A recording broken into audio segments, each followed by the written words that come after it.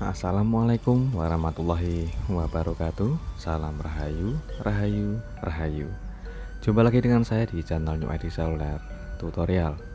Di kesempatan kali ini ada servisan handphone yaitu Realme X. Ini dengan kondisi handphonenya layarnya tidak menyala. Saya coba untuk koneksikan menggunakan charger, layarnya sama sekali tidak tampil teman-teman. Namun untuk notifikasi pengisian daya itu keluar suaranya, dan apabila mendapatkan telepon via WhatsApp ataupun mendapatkan notifikasi aplikasi itu keluar suara. Namun layar LCD-nya tidak tampil teman-teman. Kita coba untuk cek menggunakan alat USB dokter atau USB tester. Oke. Untuk hambatan yang masuk ini normal ya teman-teman. Untuk ampernya ada di angka 1,4. Jadi untuk pengisian daya baterai itu normal, alias mesinnya ini hidup dengan normal, namun LCD-nya tidak tampil. Oke, saya coba untuk cek dulu di bagian layar LCD-nya. Oke, perhatikan pada LCD yang ada di bagian atas itu ada keretakan teman-teman. Ada keretakan seperti ini, itu bukan dari kaca touchscreen yang retak ya teman-teman, tapi melainkan di bagian dalam LCD.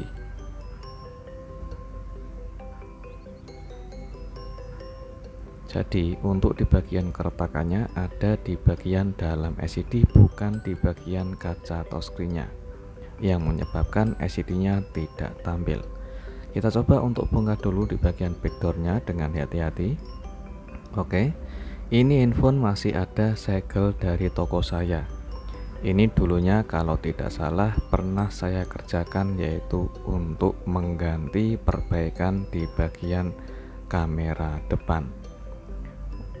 Oke, kita coba untuk bongkar dulu handphonenya. Perhatikan di bagian ini kita lepas soket fleksibel kamera depannya dulu, baru kita lepas untuk bezel atau tulangan tengah.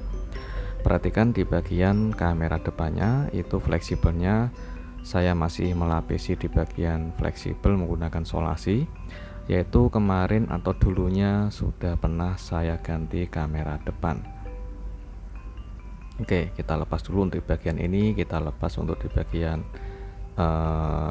perlengkapan atau spare part. Di bagian bawah itu ada buzzer atau speaker bawah, dan di bagian itu saya lepas untuk di bagian fleksibel mainboard pada LCD. Oke, kita lepas untuk di bagian fleksibel LCD, dan kita perhatikan di bagian ini kita lepas untuk papan board charger. Untuk di bagian fingerprint masih nempel di bagian tulangan LCD atau di bagian frame. Selanjutnya kita langkah untuk melepas atau membongkar LCD dari framenya. Oke, kita lepas pelan-pelan untuk LCD dari framenya.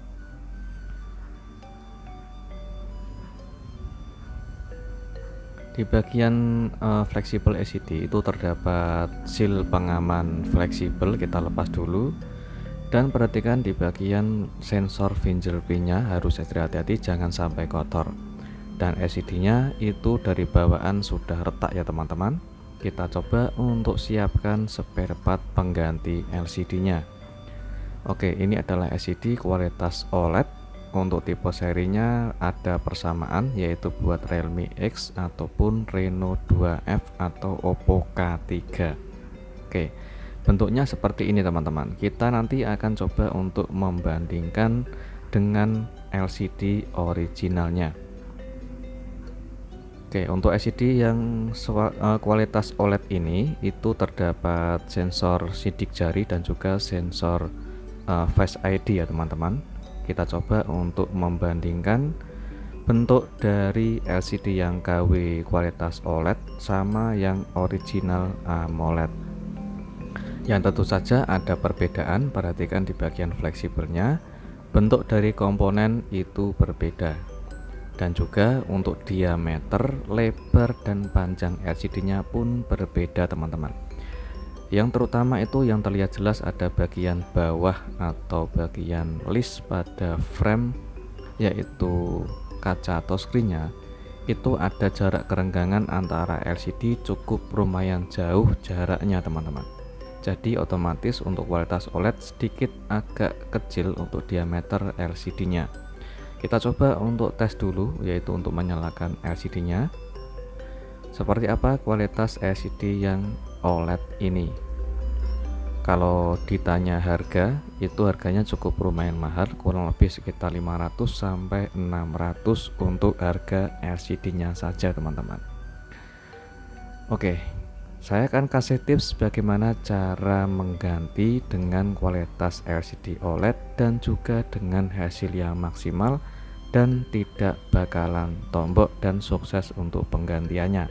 Di bagian ini perhatikan, setelah kita tes untuk pengetesan LCD, jika sudah normal semua, kita siapkan untuk di bagian ini, yaitu saya menggunakan solasi berbentuk busa yang tipis dan juga agak tebal atau empuk. Kita potong sesuai jarak diameter LCD antara kaca touchscreen. Ini saya melapisi atau melindungi di bagian fleksibelnya dan juga melapisi di bagian untuk melindungi kaca touchscreen-nya karena jaraknya sangat lebar teman-teman. Perhatikan di bagian frame, ini tujuannya agar tahan lama dan awet saja teman-teman. Karena jarak antara kaca touchscreen dan LCD itu berbeda jelas sama yang original. Jadi untuk jarak kerenggangannya cukup lumayan lebar, dan perhatikan di bagian fleksibel LCD yang saya tunjuk itu ada bagian kristal LCD, jadi harus ekstra hati-hati untuk proses pemasangannya. Di bagian atas juga saya melapisi di bagian solasi atau menggunakan solasi berbentuk busa, kita potong secukupnya saja. Dan juga untuk tujuannya yaitu untuk lebih presisi, untuk mempresisikan di bagian framenya teman-teman. Kita lanjut untuk melepas di bagian segel, dan kita lepas stiker warna biru. Ini adalah hal yang sepele namun sangat penting, karena saya sering menjumpai untuk di bagian pemasangan LCD yang KW itu seringkali untuk lapisan plastik warna biru ataupun segel di belakang LCD banyak yang tidak dilepas teman-teman.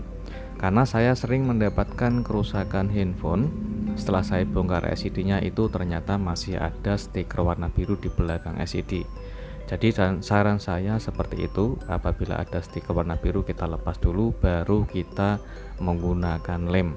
Untuk menggunakan lem kalian bebas teman-teman, bisa menggunakan teknik atau metode saya, yaitu sebelum kita pasang lem di bagian frame bersihkan dulu dari sisa-sisa lem ataupun sisa kotoran, baru kita kasih lem di sekeliling kaca touchscreen atau di bagian samping LCD.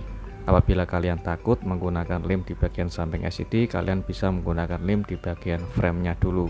Dan saran saya untuk menggunakan lem jangan terlalu banyak teman-teman.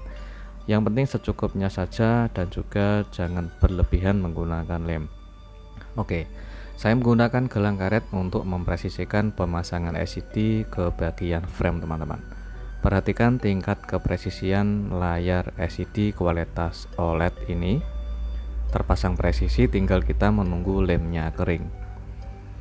Oke, setelah lemnya kering kita akan coba pengecekan apakah sudah benar-benar presisi untuk pemasangannya. Setelah lemnya kering, perhatikan antara LCD dan jarak framenya sudah terpasang presisi dan rapat teman-teman.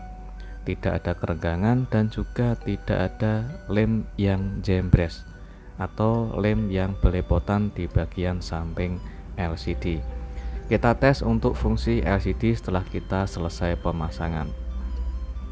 Oke, untuk layar LCD-nya kita setting dulu. Untuk di bagian mode mata kita matikan dulu. Oke, seperti ini hasilnya. Hasilnya bersih, jernih, dan cukup lumayan tajam.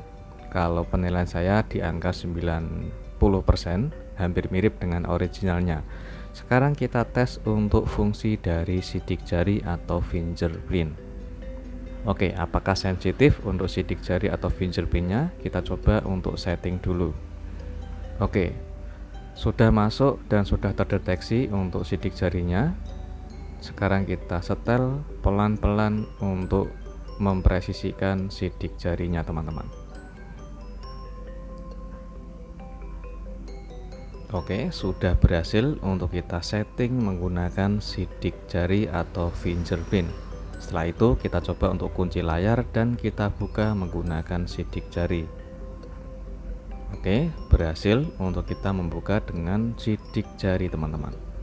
Kita coba kunci lagi dan kita buka lagi menggunakan fingerprint. Alhamdulillah fingerprint berfungsi dengan normal dan sangat sensitif.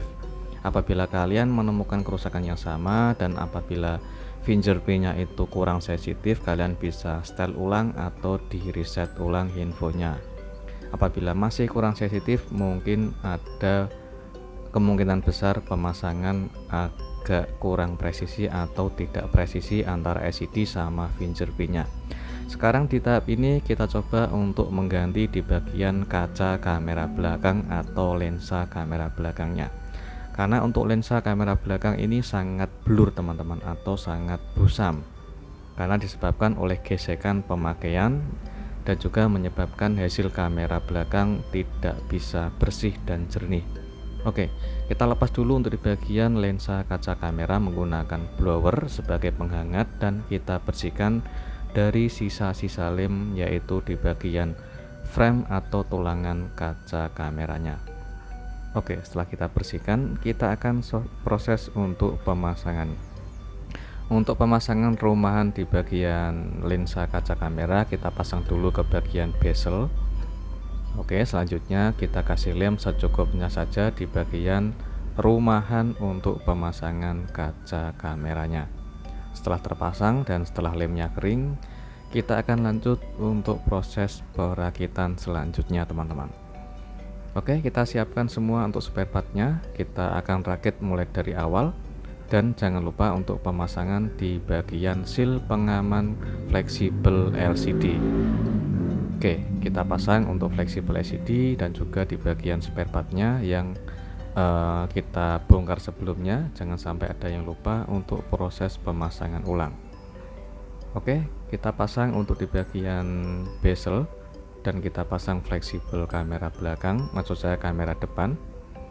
Apabila kalian pengen mengetahui proses tutorial bagaimana cara mengganti kamera depan pada handphone Realme X ini, saya akan kasih link tutorialnya di kolom deskripsi teman-teman. Kalian bisa cek linknya di kolom deskripsi bagaimana cara proses penggantian kamera depan di Realme X ini. Oke, setelah pemasangan atau perakitan sudah selesai semua, kita lepas untuk plastik LCD-nya.